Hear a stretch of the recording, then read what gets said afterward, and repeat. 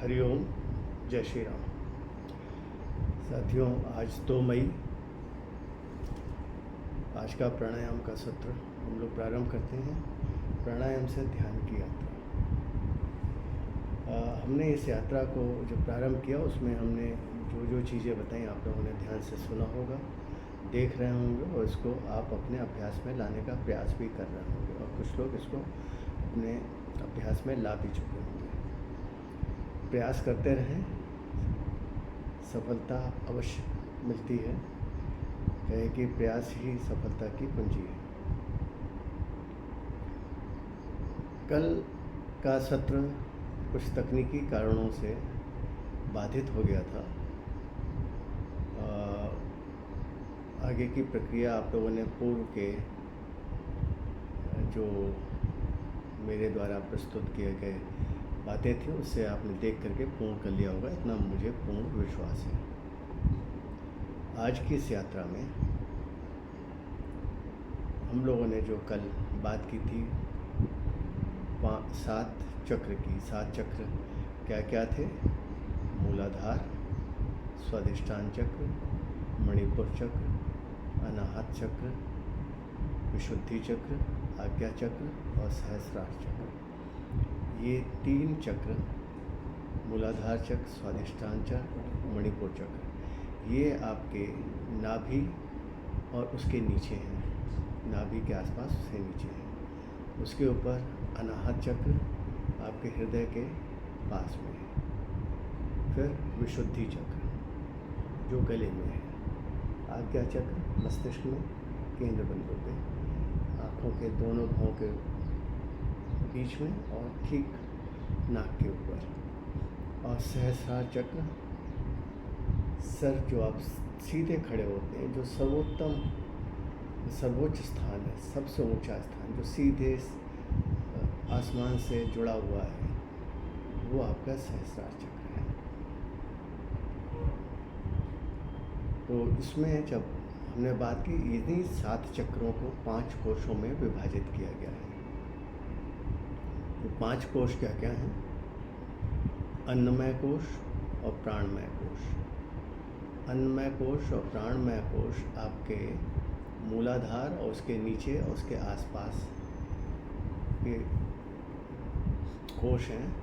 अन्नमय कोश यहाँ पे मनुष्य को अपने भोजन व्यवस्था, साधन संसाधन, इन्हीं के बारे में पूरा ध्यान रहता है। और प्राणमय कोश उससे थोड़ा ऊपर उठ करके आगे लंबा समय, कितना समय तक चलेगा मेरा जीवन, कैसे चलेगा, खान पान, क्या व्यवस्था होगी, उन सब चीज़ों में आता है। उसके बाद मनोमय कोश। मनोमय कोश मन से संबंधित है, जहाँ पे आपका मन जब ये सब चीज़ें पा जाता है तो उस पर आपको कार्य करने की आवश्यकता पड़ती है। जब आपने अन्नमय कोश को पा लिया, प्राणमय कोश की आवश्यकताओं को पूर्ण कर लिया, तो मनोमय कोश सबसे अधिक आपको भटकाव देता है, इधर उधर विचलित करता है। और मनोमय कोश में सबसे अधिक कार्य करना पड़ता है, क्या कि ये सीधे सीधे मन से जुड़ा हुआ है। आपकी जो आवश्यकताएं हैं जीवन के लिए, अन्नमय कोश और प्राणमय कोश वो पूर्ण हो चुकी हैं, तो मनोमय कोश जो है उससे अधिक की चाह रखना या उसको नियंत्रण में रखना, कैसे करना, इस पर कार्य करना प्रारंभ करना है। और ये आप अपने श्वासों के माध्यम से ध्यान की प्रक्रिया में जा कर के बहुत सहजता से कर सकते हैं। प्राणमय कोश के बाद विज्ञानमय कोश। विज्ञानमय कोश जब हम चीज़ों को समझना प्रारंभ कर देते हैं, उसके बारे में हमारे तर्क वितर्क प्रारंभ होते हैं और हम उसमें आगे बढ़ कर के उसके क्यों के कारणों को जानने का प्रयास प्रारंभ कर देते हैं और हम उसको तर्क संगत तरीके से चिंतन मनन कर उसको समझने का प्रयास करते हैं। जब आप ये करना प्रारंभ कर देते हैं, विज्ञानमय कोश आपके विशुद्धि चक्र और आज्ञा चक्र से जुड़ करके सीधे सीधे वहाँ से संबंधित होता है। और आपका जो मनोमय कोश है वो अनाहत चक्र और विशुद्धि चक्र के बीच में उस क्षेत्र को लेता है।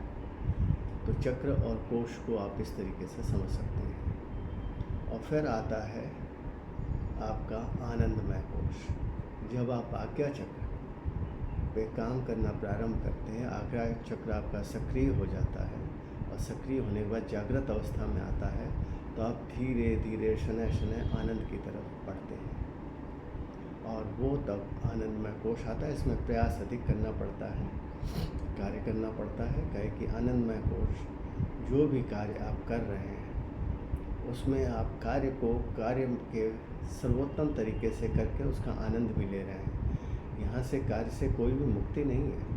कार्य आप विमुक्त भाव से कर रहे हैं, आनंद के भाव से कर रहे हैं। जैसे कोई बच्चा कोई खेल खेलता है तो उसको आनंद से खेलता है। छोटा बच्चा आप देखेंगे पूर्णतया उसको विमुक्त भाव से कर रहा है, लेकिन उसका आनंद ले रहा है। उस कार्य को जब वो कर लेता है तो उससे कहीं पे भी उसका कोई लगाव नहीं होता, वो दूसरे कार्य की तरफ बढ़ जाता है।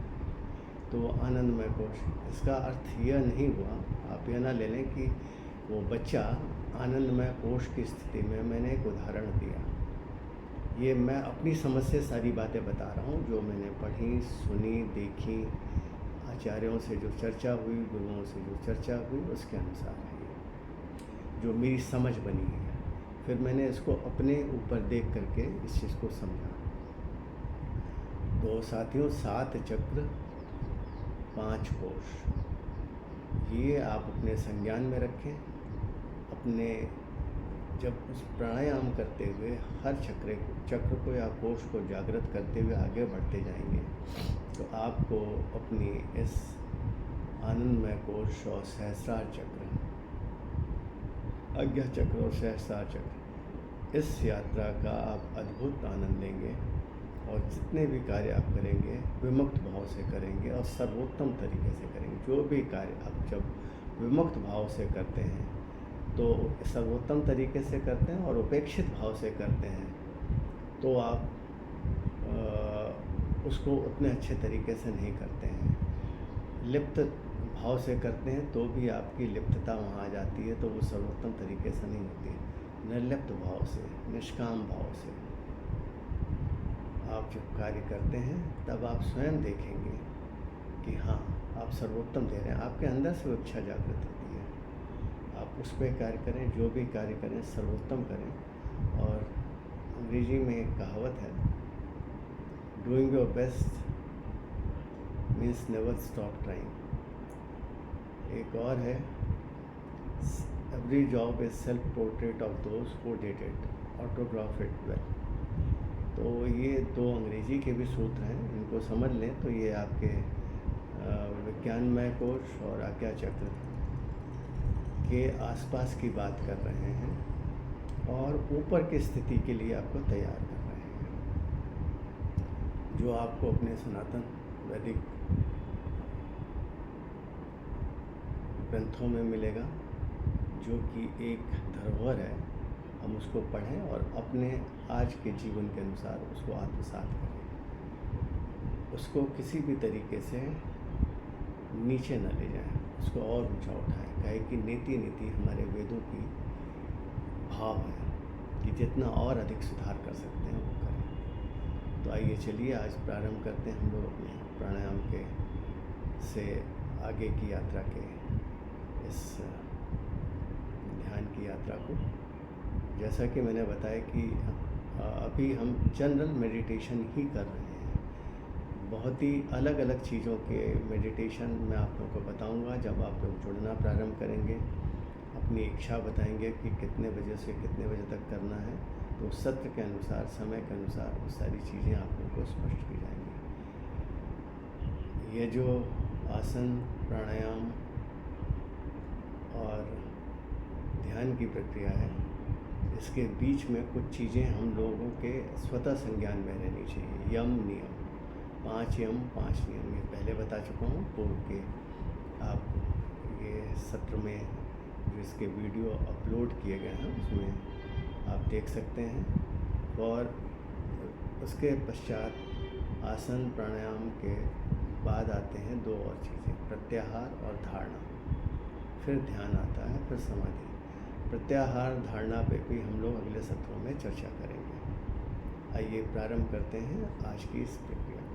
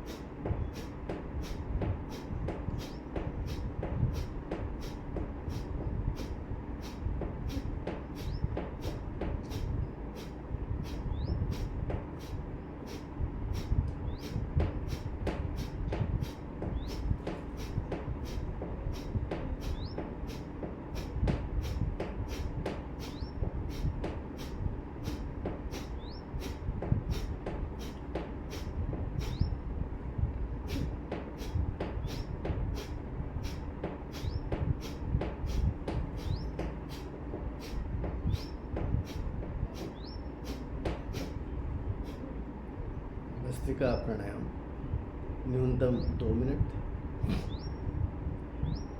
और आप इसको 2.5 से 3 मिनट, 3.5 मिनट तक करें। 4 मिनट भी करते हैं तो अच्छी बात है, क्या कि ये आपके पूरे शरीर को ऊर्जा देता है और आपके 2 चक्र को ऊर्जित कर जागृत कर देता है। मूलाधार चक्र, स्वादिष्ठान चक्र और अन्नमय कोश, प्राणमय कोश को छूना प्रारंभ कर देता है, और ये भी मणिपुर चक्र को भी छूना प्रारंभ कर देता है।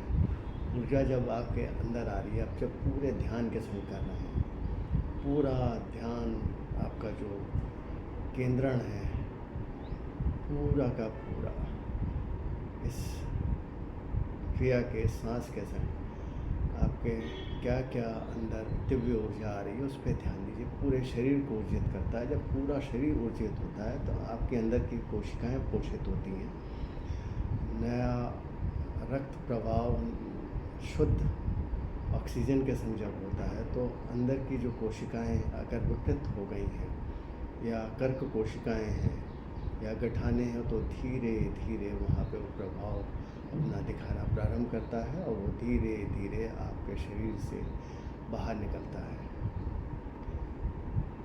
यहाँ पे थोड़ी सी एक बात बताना चाहूँगा। प्रत्येक मनुष्य का शरीर या जितने भी प्राणी हैं या जिनमें भी प्राण हैं, वनस्पति जगत या जंतु जीव जगत जो भी हैं, सबकी कोशिकाएं जो निर्मित की गई हैं, संरचना है वो टॉक्सिन्स को बाहर करने की या टॉक्सिन्स को एक जगह ले जा करके वहाँ पे एकत्रित कर देने की, पूरे के पूरे उसमें ना रखने की। तो उसमें जो मनुष्य शरीर है वो कोई भी टॉक्सिन अंदर नहीं रखता है। तो कोशिकाएं आपको उत्सर्जित करती हैं मल के द्वारा, मूत्र के द्वारा, पसीने के द्वारा, नाक के माध्यम से, कान के माध्यम से, आँख के आंसू के माध्यम से या कीचड़ के माध्यम से, हर तरीके से आपके अंदर की जितनी भी विषाक्तता है, टॉक्सिन्स हैं, उसको बाहर करता है, उसी के लिए इसकी रचना हुई है, उसी तरह से। परंतु यदि हम आवश्यकता से अधिक, जैसे आटे की चक्की में आटा पीसना है तो उसको एक गति से गेहूँ को या अनाज को डालना होता है। अगर उस गति से बहुत अधिक गति से डाल दें तो आप देखेंगे मशीन जाम हो जाती है, क्या है कि उसकी क्षमता से अधिक हो रहा है। तो मानव शरीर कहीं उससे अधिक उत्कृष्ट संरचना है, वो इसको एक सीमा तक आपके संग होता है, चलता है और बीच बीच में संकेत देता रहता है। आप उन संकेतों को समझें, कार्य प्रारंभ करें, आपका शरीर सारे टॉक्सिन्स बाहर निकाल देगा, नहीं तो टॉक्सिन्स धीरे धीरे शरीर में आते हैं। जब कभी भी हार्ट की, किसी की भी हृदय की समस्या आप सुनते हैं, हृदयाघात आया है या उसकी सांस लेने में समस्याएं हैं, तो आप सामान्यतः डॉक्टरों से पाएंगे जो बोला जाता है कि भाई आपकी तो 3 या 4 आर्टरीज़ काफ़ी ब्लॉक हो चुकी हैं, आपको तत्काल एंजियोग्राफी करवाइए और एंजियोप्लास्टी कराइए। तुरंत आपको बता देते हैं कि अंदर इतना आपने विषाक्तता एकत्रित कर दी अलग अलग रूप में, जो कि उस शरीर के लिए आवश्यक नहीं था। तो शरीर ने वहाँ डालना प्रारंभ किया जहाँ जहाँ से आप चल सकते हैं, संकेतों के साथ। इन संकेतों को समझें और उससे आप बीमारियों से भी मुक्त होंगे और आप अपने चक्रों का, कोषों का जागरण भी करते चले जाएंगे। जो अधिक जितना बीमार है या शरीर में जितनी अधिक विषाक्तता है, उसके कोष और चक्र उतने कम जागृत होते हैं। तो हम लोगों ने जब ये चर्चा की तो थोड़ा सा 30 सेकंड के लिए हम लोग फिर से भस्त्रिका करेंगे।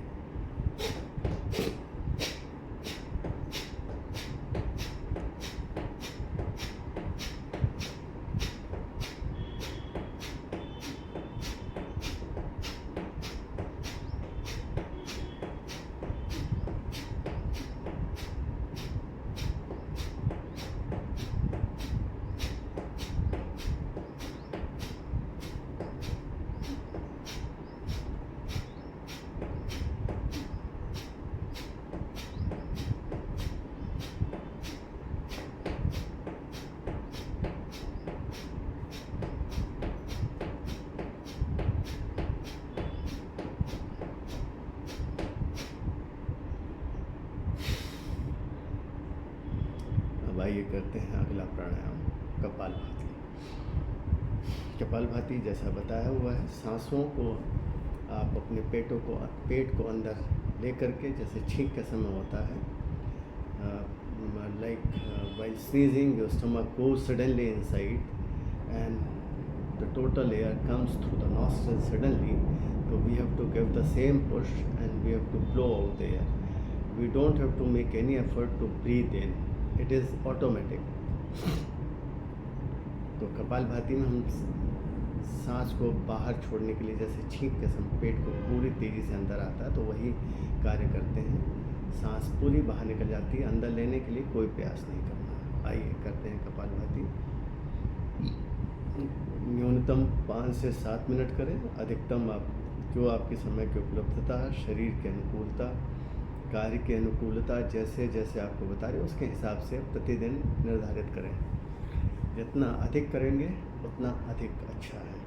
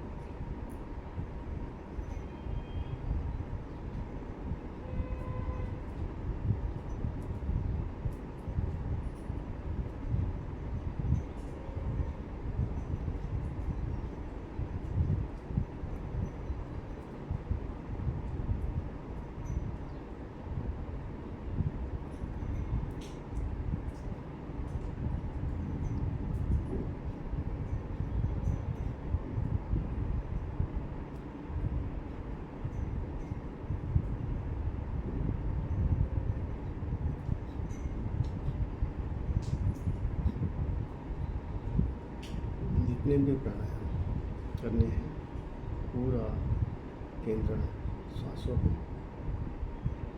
कहाँ कहाँ आपके चक्रा पे और कोशों में अंतर आ रहा है, और अपनी दृष्टि आज्ञा चक्र पे रखते हुए सारी चीज़ों को अनुभव करिए। Always concentrate, focus on your Agya Chakra, keeping everything from there under your experience, the divine energy which is flowing in your body because of all these pranayams. Pranayam, giving the dimension to your life. Pranayam, what all the dimension it has given in your body, experience it. Along with the Agya Chakra. Agya Chakra will love it. Will activate all the other chakras, all the other kosha. तो चलिए आगे का प्राणायाम बाह्य प्राणायाम में हम पूरी सांस बाहर निकाल करके मूल बंद और उद्यान बंद लगाते हैं, ऊपर की तरफ मांसपेशियों को, पूरे अंग को अंदर ऊपर की तरफ खींचते हैं, अंदर समेट करके, और जलंधर बंद यहाँ पे लगा करके जितनी देर तक सांस रोक सकते हैं करते हैं। मैं हर बार आप लोग को ये बताता हूँ कितना अंदर, जितना भी अंदर जाए उतना ही अंदर ले जाना है इसको।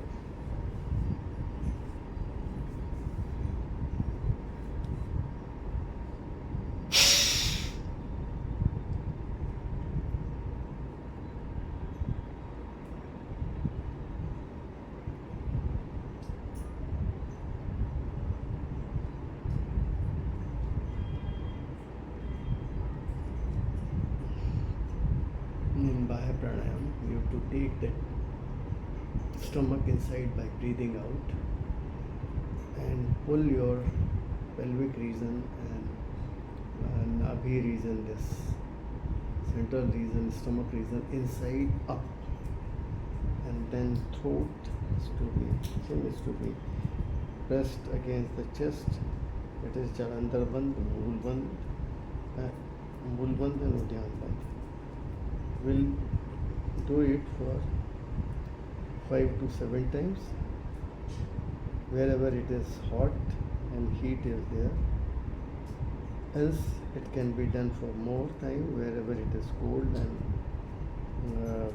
winters and cold regions, because it gives lot of energy.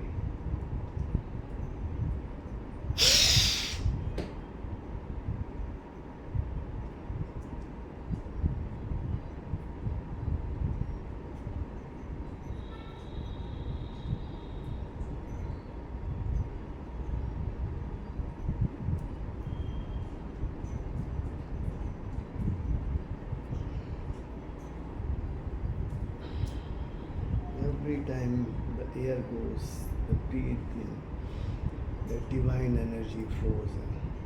हर बार जब भी आप इन त्रिबंध को छोड़ते हैं, सांस जब अंदर जाती है तो एक दिव्य ऊर्जा अंदर आती है, उसको आप अनुभव करेंगे।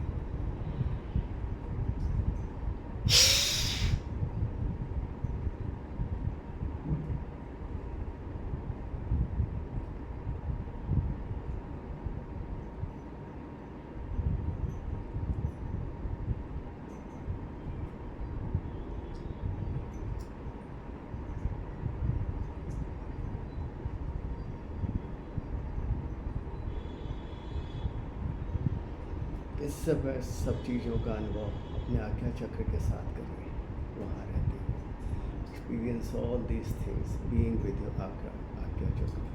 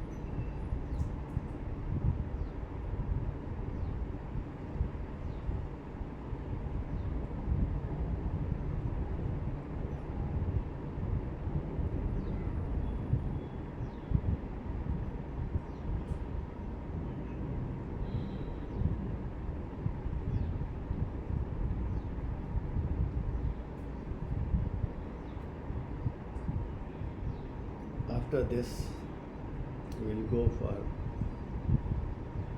Ujjayi Pranayam.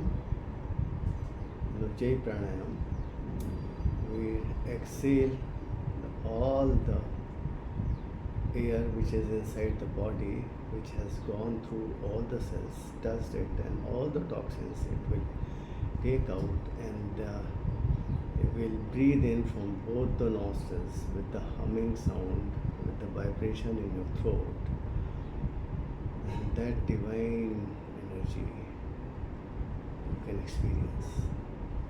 Always be with your Agya Chakra to experience all these things. Ujjayi pranayama में हम पूरी की पूरी सांस बाहर निकाल करके जो भी उसके संग टॉक्सिन्स है पूरे बाहर करके सारे विषाक्तता को बाहर फेंक करके जब हम दोनों नासिकाओं से उस प्राण वायु को अंदर लेते हैं तो जो दिव्य ऊर्जा उसके माध्यम से आती है, तो हम इसको अपने आज्ञा चक्र के साथ रहते हुए इसका अनुभव करेंगे। इसके अनुभव के लिए चलिए पढ़ते हैं उज्जयी कम से कम 9 बार, अधिक 21 या 27 बार, आपके अनुकूलता के अनुसार, समय के अनुसार, कार्य की अनुकूलता सभी को दृष्टिगत रखते हुए।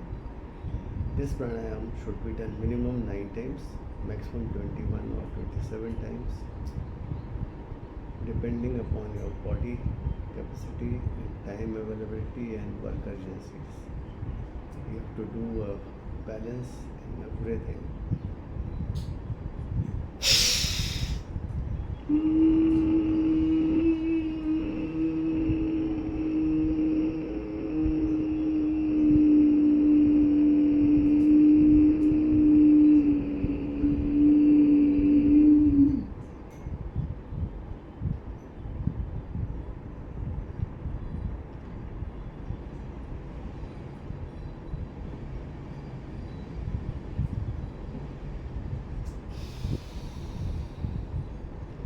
After taking breath inside, we go for Jalandhar Bandh, that is keeping your chin closest to the chest and holding the breath as long as one can, so that whatever the divine energy has gone inside goes to each and every cell of your body. You feel the divine energy there, and it is taking out all the toxins. And when you release it by pressing your right nostril through left nostril, you can experience that the toxins are going out of your body. Ujjayi pranayama में जब हम सांसों को नासिकाओं के माध्यम से घर्षण की प्रक्रिया से अंदर लेते हैं, तो जो दिव्य ऊर्जा अंदर जाती है वो प्रत्येक कोशिकाओं को छूती हुई, उनको जागृत करती हुई, वहाँ से टॉक्सिन्स विषाक्त तत्वों को बाहर निकालते हुए सांसों के माध्यम से दाएं नासिका को दबा करके जब बाईं नासिका से निकालते हैं, सारी विषाक्तता बाहर चली जाती है। हमेशा अपने आज्ञा चक्र के संग be always be with your आज्ञा चक्र।